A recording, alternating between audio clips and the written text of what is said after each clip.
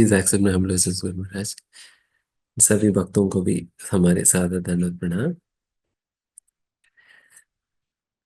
प्रार्थना करके शुरू करेंगे। ओम ज्ञान तिमिरंधस्य ज्ञानांजना शलाकया चक्षुरुन्मीलितं येन तस्मै श्री गुरवे नमः। नमो विष्णुपादाय कृष्णपृष्ठाय भूतले श्रीमते भक्तिवेदांत स्वामिनिति नामिने नमस्ते। सारस्वती देवे गौरवाणी प्रचारणे निर्विशेष शून्यवाद पाश्चात्य देशतारणे श्री कृष्ण चैतन्य प्रभु नित्यानंद श्री अद्वैत गदाधर श्रीवासादि गौर भक्तवृंद। हरे कृष्णा कृष्णा कृष्णा हरे हरे, हरे राम राम राम हरे हरे। हरे कृष्णा। सभी भक्तों को स्वागत है। क्षमा करिए, आज जैसा बलदेव प्रभु जो इस्कॉन चौपाटी की बुक डिस्ट्रीब्यूशन लीड करते हैं, तो उनके द्वारा सेशन था, बट समहाउ उनकी सिग्नल्स वीक होने के कारण वो कनेक्ट नहीं कर पाए, जिसके कारण फिर उनका रिप्लेसमेंट के रूप में होगा जैसा भी मुझे आना हुआ। आज जैसा गुरु महाराज जी का आज्ञा है, भगवतीता विषय में हम चर्चा करेंगे। भगवत गीता, वैसा तो शास्त्रों शास्त्रों को तीन विभागों में विभाजन किया जाता है, श्रुति स्मृति और न्याय करके। श्रुति शास्त्र के अंतर्गत वेद उपनिषद इत्यादि आते हैं, जो कि कहा जाता है ना, भगवान के निश्वास से जो प्रकट हुई ग्रंथ है, ये वेद शास्त्र इत्यादि जो कि श्रुति शास्त्र होते हैं। इस उनको श्रुति इसलिए कहा जाता है क्योंकि वो श्रुति मतलब सुनना, सुनने के माध्यम से उसकी उसको आगे बढ़ाया जाता है। जैसा गुरु अपना शिष्य को सुनाते हैं, एंड फिर शिष्य जो है वो अपना शिष्यों को सुनाते हैं, और सुनकर ही वो सीखकर अपने शिष्यों को सुनाया जाता है। तो इस प्रकार से जो सुनकर सीखा जाता है, इसलिए श्रुति कहा जाता है इसे। एंड ये श्रुति शास्त्र जो है भगवान भगवान श्री कृष्ण के निश्वास से ये प्रकट हुई ग्रंथ है। इसको किसी ने रचना नहीं किया, बल्कि इन चीजों को केवल वेद व्यास जी ने कंपाइल किया, मतलब इसको लिखित पूर्वक प्रस्तुत किया। बट वेद व्यास जी का रचना नहीं है वेद शास्त्र, बल्कि वेद व्यास जी ने इसको लिखित पूर्वक प्रस्तुत किया हुआ है। इस प्रकार के जो श्रुति शास्त्र है। एंड दूसरा प्रकार है स्मृति। स्मृति स्मृति शास्त्रों के अंतर्गत वो शास्त्र आते हैं जो कि वेद व्यास और इत्यादि जैसे रचित ग्रंथ है। ये स्मृति शास्त्र है। जैसा स्मृति शब्द ही इंगित करती है, स्मृति मतलब जो स्मरण करके लिखा जाता है। इसलिए इन स्मृति शास्त्रों के अंतर्गत हमें हमारी हिस्ट्री जो है स्मृति शास्त्रों के अंतर्गत पाया जाता है। एंड ये स्मृति हमारा हिस्ट्री भी किस प्रकार से प्रस्तुत किया जाता है, श्रुति शास्त्रों में दी गई सिद्धांतों को प्रकाशित करने वाली हिस्टोरिकल इंसिडेंट्स को उस स्मृति शास्त्र के अंतर्गत नरेट किया जाता है। इसलिए फिर ये स्मृति के आधार पर चीजें बताए जा रहे हैं, स्मरण के आधार पर चीजें बताए जा रहे हैं। एंड वो भी इन स्मृति शास्त्रों की रचना रचना जो है, ये वेद व्यास जी जैसा महान ऋषियों के द्वारा यह संपन्न हुई है, इसलिए इसको स्मृति शास्त्र कहा जाता है। बाकी न्याय है जो कि एंड न्याय के अंतर्गत वेदांत सूत्र जो है, ये न्याय के अंतर्गत आता है। ये वेदांत सूत्र जो है 555 सूत्र, सूत्र मतलब फॉर्मूला, सूत्र मतलब फॉर्मूला है। ये 555 सूत्रों को वेद व्यास जी ने सारा वेद श्रुति स्मृति शास्त्रों का संकलन को एक एक सैद्धांतिक रूप में, एक फॉर्मूला के रूप में, बहुत ही फॉर्मूला मतलब जैसा उदाहरण के लिए मैथमेटिक्स के अंतर्गत बहुत बहुत ज्यादा थियरी होता है, थियरी को समराइज करते हुए लास्ट में एक छोटा सा फॉर्मूला दे दिया जाता है, जैसे पाइथागोरस थ्योरम में और पाइथागोरस फॉर्मूला है। तो उस प्रकार से सारा वेद शास्त्रों में दिया हुआ सिद्धांतों को बिल्कुल सार रूप में, छोटे छोटे सूत्रों के रूप में उस वेदांत सूत्र के अंतर्गत प्रस्तुत किया जाता है, जिसके अंतर्गत लगभग अ, लगभग 555 सूत्र है। एंड ये 555 सूत्रों में ही सारा वेद शास्त्रों में जितने भी सारे सिद्धांत दी गई हैं, उन सारा सिद्धांतों केवल इन्हीं 555 सूत्रों में वेद व्यास जी ने उसको समरेस किया हुआ है। समरस किया हुआ इस प्रकार से ये तीन शास्त्र है। और वैसा भगवत गीता जो है वो ये महाभारत के अंतर्गत भीष्म पर्व में आता है। महाभारत के अंतर्गत भीष्म पर्व में ये आता है। ये भगवत गीता, ये महाभारत जो है वो इतिहास है। जो इतिहास वो भी एक प्रकार का स्मृति शास्त्र है। हम्म, स्मृति शास्त्र है। इतिहास, इतिहास मतलब इस प्रकार से हुआ है करके ये संस्कृत शब्द है। तो इस प्रकार से ये जो महाभारत के अंतर्गत ही ये भगवत गीता आता है, तो इसलिए भगवत गीता एक प्रकार से कहा जाए स्मृति शास्त्र है।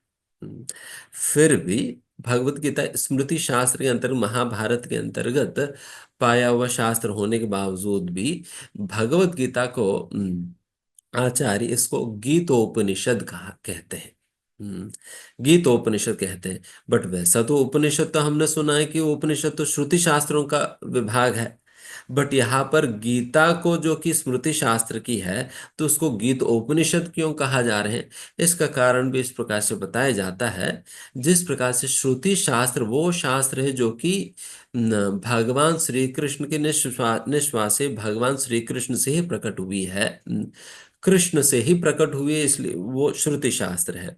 एंड वैसा गीता की महत्व ये है, जैसे गुरु महाराज जी ने आखिर में कहा, स्वयं पद्मनाभस्य मुख पद्मात् विनिश्रितः। स्वयं भगवान श्री कृष्ण के मुख कमल से ही प्रकट होने के कारण ये वही वचन है जो कि भगवान श्री कृष्ण से मुख से डायरेक्टली प्रकट हुआ है।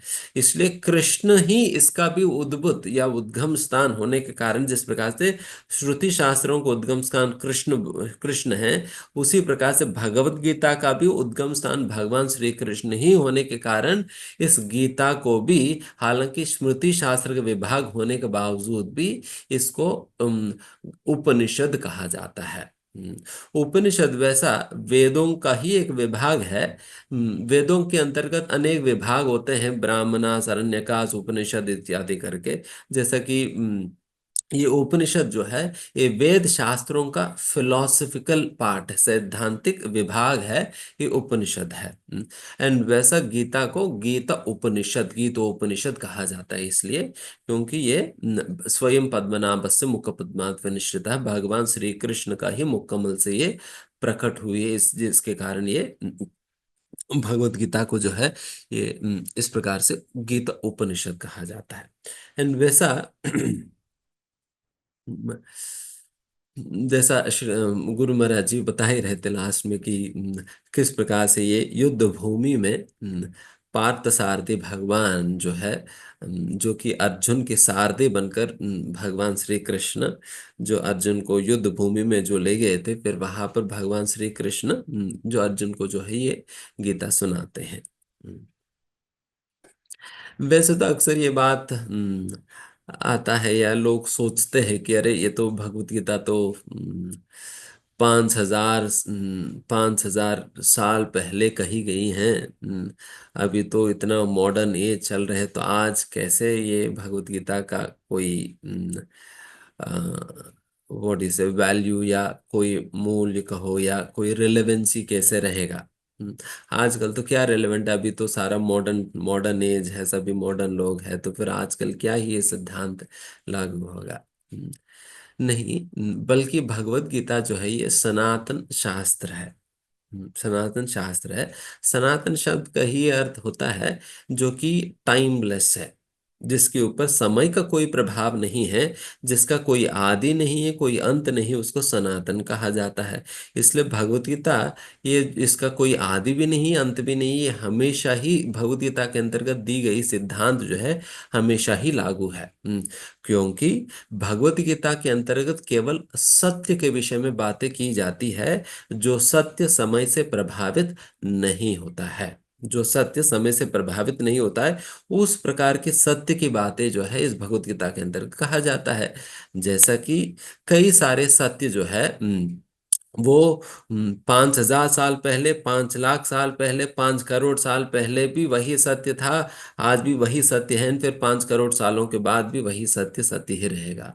जैसा कि मान लो कि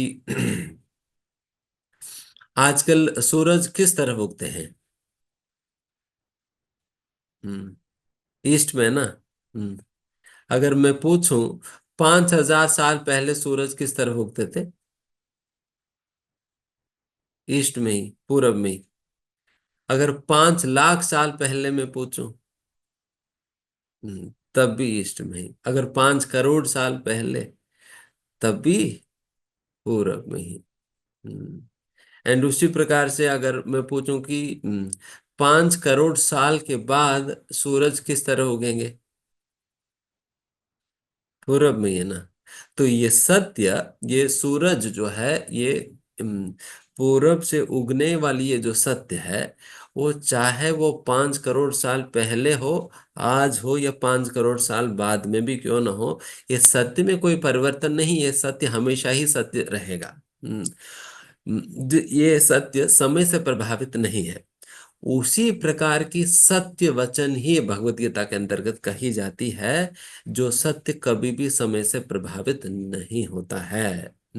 जैसा कि जब भगवत गीता में कहा जाता है, आप शरीर नहीं हो, आप आत्मा हो करके, ये जो सत्य है वो 5 करोड़ साल पहले भी वही था, आज भी वही है, 5 करोड़ साल भी वही रहेगा। इसलिए ये समय से प्रभावित नहीं है। इसलिए ये चाहे 5,000 साल पहले जितना रेलेवेंट था, आज भी उतना ही रेलेवेंट रहेगा। 5 करोड़ साल के उपरांत भी उतना ही रेलेवेंट रहेगा, भगवत गीता के अंतर्गत बताई गई हर एक शब्द। हम्म, इसलिए इस प्रकार से सोचना ये मॉडर्न एज है, आज के समय पर भगवत गीता के सिद्धांत लागू नहीं है, ये तो बहुत बड़ा मूर्खता है। हम्म बहुत बड़ा मूर्खता है।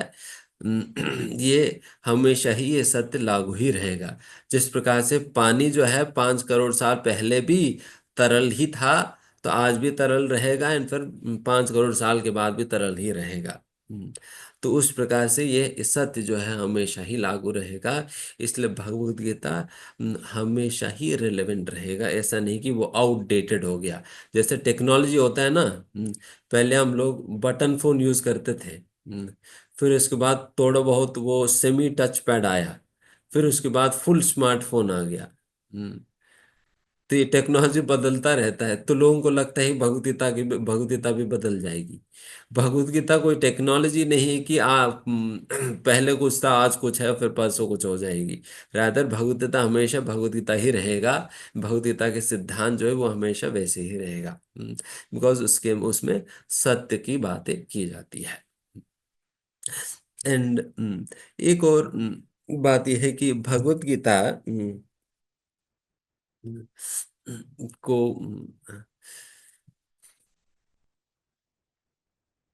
ये हर एक व्यक्ति के लिए रिलेवेंट है।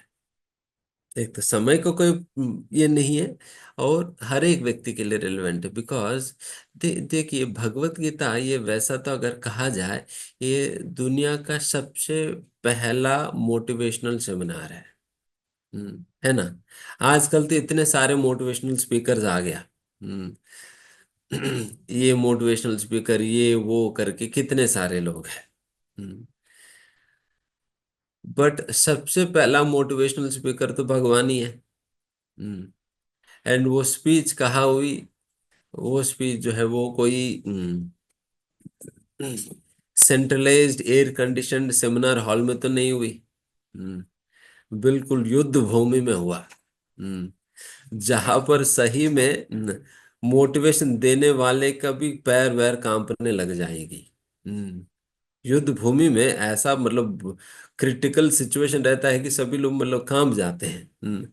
तो ये मोटिवेशनल स्पीकर तो फिर यहाँ पर तो बड़े बड़े बातें करेंगे एसी हॉल में बैठे बैठे, बट युद्ध भूमि में खड़े होकर दिखा दो।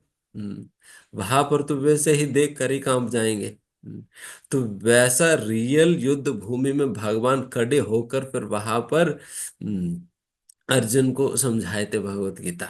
सही में वार फील्ड में भगवान ने ये समझाए तो भगवत गीता। एंड वो भी युद्ध, एंड एंड अर्जुन को जो कि युद्ध करने से मना कर रहा था, वैसा अर्जुन को भगवान श्री कृष्ण ने ये भगवत गीता समझाया। देखिए, अर्जुन जिस प्रकार के क्रिटिकल सिचुएशन में अर्जुन खड़े थे ना, उस प्रकार की क्रिटिकल सिचुएशन में हम हर कोई उस प्रकार के क्रिटिकल सिचुएशन में आज न आज आज नहीं तो कल तो हम होते ही है। हम्म, तो हर किसी को इस प्रकार की परिस्थिति तो उनको अपना जीवन में फेस करना ही पड़ता है, जब उनको वो निश्चित नहीं कर पाता है क्या सही है क्या गलत है, वो उनको समझ नहीं आता है कि क्या धर्म है क्या धर्म है, वो निश्चय नहीं कर पाता है। एंड साथ ही साथ वो उस परिस्थिति के प्रभाव में आकर वो बहुत ही विचलित हो जाता है। वैसा परिस्थितियां तो हर किसी का जीवन में हमेशा ही आता रहता है। इस प्रकार के क्रिटिकल सिचुएशन चाहे कितना भी व्यक्ति बुद्धिमान क्यों ना हो, हर एक व्यक्ति के जीवन में इस प्रकार की परिस्थिति आता ही है। तो उन परिस्थितियों में एक व्यक्ति को किस प्रकार से परिस्थिति को डील करनी चाहिए, वो विद्या जो है हमें भगवत गीता के अंतर्गत भगवान गीता के शब्दों के माध्यम से समझा रहे हैं। हम्म, गीता के शब्दों के माध्यम से समझा रहे हैं। इसलिए कोई भी ऐसा व्यक्ति नहीं इस दुनिया में जो कि जिनके जीवन में इस प्रकार की परिस्थितियां नहीं आता हो। हर एक व्यक्ति के जीवन में इस प्रकार की परिस्थितियां आज नहीं तो कल तो आते ही है। जब हर एक व्यक्ति का जीवन में इस प्रकार की परिस्थिति आते ही है, देन फिर ये भगवतीता के ज्ञान जो है हर एक व्यक्ति के लिए ही जरूरत है। हम्म, इस प्रकार की ज्ञान की कमी के कारण ही जो है बड़े बड़े आईएएस ऑफिसर भी इतना पढ़े लिखे होने के बावजूद भी जब उनके जीवन में ऐसा कुछ विपरीत परिस्थिति आती है, वो उस परिस्थिति को डील करना नहीं आने की वजह से कई लोग तो कई मतलब कुछ कुछ ऐसा भी केसेस हुई है जब आईएएस ऑफिसर इतना पढ़ा लिखा होने के बावजूद भी उन्होंने आत्महत्या कर लिया। उन्होंने आत्महत्या कर लिया। हम्म। बड़े पढ़े पढ़े लिखे लोग भी आत्महत्या कर लेते हैं क्योंकि उनको असली जीवन में आया हुआ प्रॉब्लम को सॉल्व करना नहीं आता है। मैथमेटिक्स में फिजिक्स में आया हुआ प्रॉब्लम को सॉल्व करना आ जाता है। मैथमेटिक्स में मैथ्स में मैथ टेक्स्ट बुक्स में दिया हुआ प्रॉब्लम को सॉल्व कर लेंगे, बट जीवन में आया हुआ प्रॉब्लम को कौन सॉल्व करेगा, वो कौन सिखाएगा? वो कोई मैथमेटिक्स प्रोफेसर तो नहीं सिखाया आज तक। हम्म, वो भगवान सिखाएंगे गीता में। हम्म, आपको अपने जीवन में आया वो समस्याओं को कैसे समाधान करना है, वो भगवान सिखाते हैं गीता के शब्दों में। इसलिए ही ये मतलब कोई भी ऐसा व्यक्ति नहीं इस दुनिया में जिनके जीवन में कोई प्रॉब्लम ही ना हो। हम्म, तो फिर इसलिए ये अपने जीवन के अंतर्गत आने वाली असली प्रॉब्लम्स को कैसे सॉल्व करना है, ये भगवत गीता सिखाती है। इसलिए भगवत गीता जो है सभी के लिए जरूरी है। सभी के लिए जरूरी है। एंड सभी को अगर अपना जीवन में आया हुआ परिस्थितियों से बाहर निकलकर एक शांतिमय और सुखमय और अर्थवान और भगवतमय जीवन अगर बिताना है, देन उनके लिए भगवत गीता बहुत बहुत जरूरी है। इसलिए ही इस भगवत गीता के ज्ञान को हम सभी को अपनाना चाहिए। एंड फिर साथ ही साथ इस भगवतीता के ज्ञान की जरूरत इस समाज को बहुत ज्यादा है। पहले से ज्यादा जरूरत भगवतीता की आज के समय है। इरेलेवेंट तो दूर की बात है, पहले से ज्यादा जरूरत तो आज है, क्योंकि पहले से ज्यादा बीमारी आज बहुत बढ़ चुकी है। जिस बीमारी का दवाई है भगवत गीता है, वो बीमारी जो है पहले से ज्यादा आज वो भवरोग हम इस दुनिया में देख सकते हैं। एंड आगे जाकर ये बीमारी और बढ़ जाएगी। इसलिए हम ये दवाई जितना हो सके उतना ये भगवत गीता को हमें बांटने का प्रयास करनी चाहिए। अगर भगवत गीता को बांटने में कहीं अगर कंजूसी करे, देन मतलब सही में अगर हम भक्त होते हुए भी अगर भगवदगीता का ज्ञान का वितरण करने में कहीं कंजूसी करे, देन फिर बहुत बड़ा पाप ही कहो लगेगा।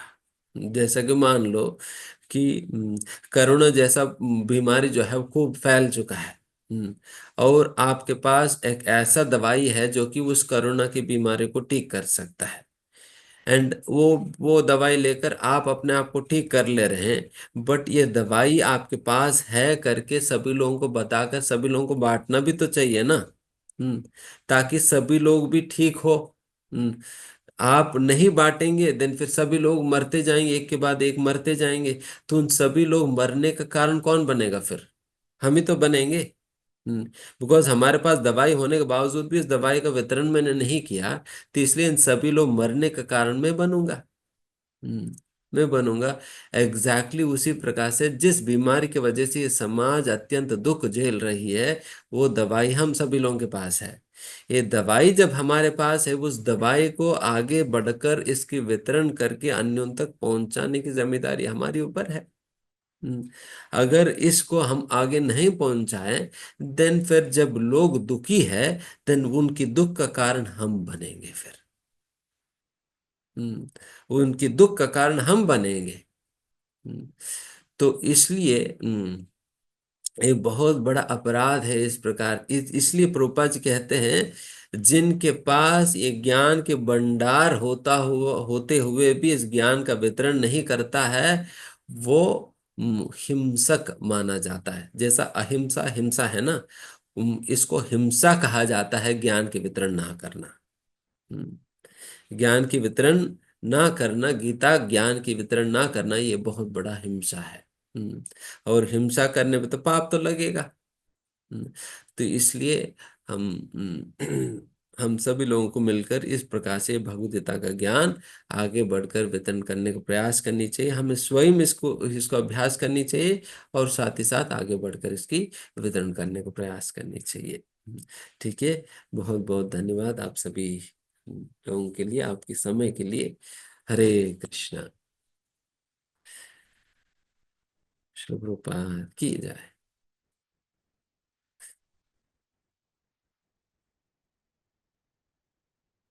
अच्छा, शायद पद्माली प्रभु नहीं है, तो हम यहाँ पर अपना सत्र हम विराम देंगे। और कल पुनः हम श्री गुरु महाराज जी की साथ हम जप करने के लिए सभी एकत्रित होंगे। एंड सभी को वैष्णव प्रणाम करते हुए अपनी वंदना व्यक्त करते हैं। वांछा कल्पतरुभ्यश्च कृपा सिंधुभ्येव च पतितानां पावनेभ्यो वैष्णवेभ्यो नमो नमः। अनंत कोटि वैष्णव वृंद की, नामाचार सुदास ठाकुर की, श्रील प्रभुपाद की, परम पूज्य लोकनाथ स्वामी महाराज की, श्री गुरुदेव की जय। ताय गौर प्रेमानंदे।